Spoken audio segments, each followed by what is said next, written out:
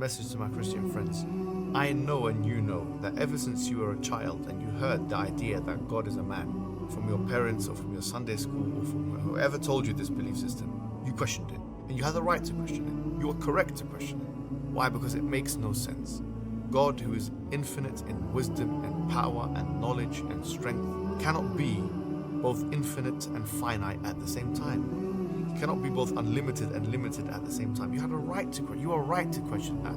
When you were told as a youngster that the Father is God, the Son is God, and the Holy Spirit is God, and you as a 7-year-old put 3 fingers up and then you were told that this actually means one, and you raise your eyebrow to that notion, you are right to raise your eyebrow because that is a ridiculous proposition. You don't need to believe in this anymore. You don't need to endure this contradiction anymore.